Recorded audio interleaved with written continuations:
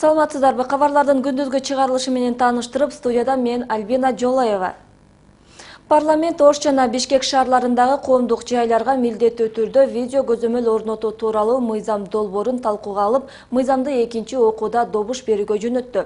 Демилгечилер видео камераны аянттарга, базарлардын аймагына, соода борборлоруна, билим берүү мекемелерине, ооруканаларга жана башка административдик имараттар менен унаа токтоочу жайларга орнотууну сунуштоодо. Видео байкоо жабдууларын орнотуу мамлекеттик мекемелер үчүн республикалык бюджеттен, муниципалдык мекемелер жергиликтүү бюджеттен каржыланат. Ал эми жеке менчик ишканалар өз каражатынын эсебинен орнотот. Болжол менен 27 миллион сом талап кылынат. Видеого тартылып алынган тасмаларды укук коргоо органдары гана сурап алууга акылуу. Демилгечилердин бири Өмүрбек Текебаев камераларды коюу кылмыштуулукту 1,5-2 эсеге азайтат жана оор кылмыштардын бетин ачууну жеңилдетет деп эсептейт. Бир эле Баткен районунда быйыл жыл башынан бери 950 адам аты жөнүн өзгөрткөнүн Азаттыкка райондук чарандык актыларды каттоо бөлүмүнүн башчысы Гүлмира Омошова билдирди. Ысымы менен фамилиясын өзгөрткөндөр арасында Орусияда иштеп жүрүп кара тизмеге түшүп калгандар көпчүлүктү түзүп жатат. Алар аты жөнүн өзгөртүп алышып, кайра иштеш үчүн аталган өлкөгө кетүүдө. Андан сырткары кызы же уулу деген фамилияларда чет жерге барып иштөө максатында тегин ов же ова деп өзгөртүүдө. Расмий маалыматтарга өткөн жылы Баткен облусу боюнча 3000ден ашуун жаран аты жөнүн алмаштырган. Орус өкмөтү кыргызстандыктардын убактылуу иштешин биргелешип уюштуруу боюнча макулдашууну жактырды. Бул тууралуу Орусиянын өкмөтүнүн расмий сайтында кабарланды. Аталган макулдашуу Федералдык миграция кызматы тарабынан даярдалган. Ага ылайык Орусияда иштегиси келген кыргызстандыктар үчүн атайын борборлор уюштурулуп, ал өлкөгө баруудан мурда орус тили жана башка кесиптер боюнча окуудан өтмөкчү. Мындай чара мыйзамсыз миграциялык агымды токтотууга жана мигранттардын укугун коргоого көмөк болмокчу. Кече Ош шаарында 20га жакын улут өкүлдөрүнүн каада салты, улуттук кийимдери, тамак ашы, жалпы эле маданиятын даңазалган фестиваль өттү. Кыргызстан элдер ассамблеясынын 20 жылдык мааракесине арналган фестиваль кыргыз жигити тажик кызына үйлөнүү тою менен уланды. Иш чарадан кабарчыбыз кененирээк айтып берет. Бүгүн Ош шаарындагы Кыргыз улуттук драм театрында Кыргызстан элдер ассамблеясынын 20 жылдыгына карата достук фестивали болуп, анда ар улуттун үрп-адаттары көрүүчүлөргө тартууланды. Мисалы, түрк элинин кызык бир адаты. Келин келгенде күйөөсү анын жанына келип, башыңды кесейинби же тилиңдиби деп сураганда, анын жакындары тилин деп жооп беришет. Жолдошу бул суроону 3 ирет кайталайт. 3 жолу тең тилин деп жооп беришет. Түрк элинин бул адаты байыртадан пайдаланып келинет. Анын максаты баш кошкон үй бүлөнүн ажырашуусун алдын алат.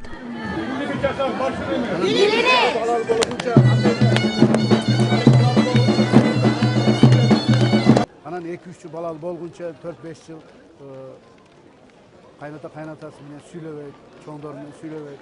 Жаштыгында бири-бириге жакпастан, бири-бирине урушуп, бири-бирине талашканда сүйлөп алгандан, абычайыбызды сактагандыктан ушундай ажырашууга барбайт.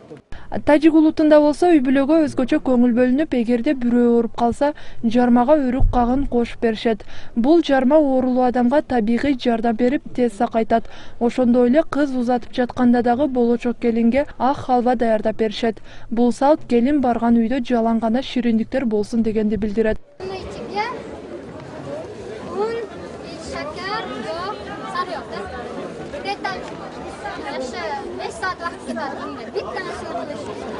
Кыргызстанда жашаган 90га жакын улуттун өз үрп-адаттары, ошондой эле улуттук кийимдери менен бирге улуттук тамак аштары бар. Ал эми ар түрдүү оюн-зооктор менен ыр бийлери ар улуттун элдерин жакындатууга өбөлгө түзөт. Татарская национальная игра. Надо взять ложку, положить яйцо и... Бул татарлардын улуттук оюну. Кашыкка жумуртка салып, тиштеп алып, чуркап жарышабыз. Ким биринчи келгенге белек берилет. И бежим вокруг какого-нибудь столба или этот. И кто быстрее прибежит, тому дадут приз. Иш-чарага Ош шаарында жашаган ар улуттун жашоочулары чакырылган. Алардын катарын Алиевтердин үй бүлөсү толуктайт. Бир айылда туулуп, бир айылда чогулуп. Эми жаман эмес. 40 жылдан бери турмуш кылабыз. 4 уул, 4 кызыбыз бар. Турмушта кыйынчылык болбой койбойт. Кыйынчылыкты жеңип эле 4 уулду, 4 кызды, ошолорду жашоодо баардыгы өздөрү үй бүлөлүү, балалуу, чакалуу, неберелери бар. Тынч семьяданбыз деп ойлойбуз. Жактырып, тажик, кыргыз, томалды жок эле. Энди чыгып атат. Азмаз, көп эмес. Şu жаштарыбызга инсап берсин. Узак өмүр, чынден соолук, şu элибизде ынтымактык болсун, чынден соолук болсун.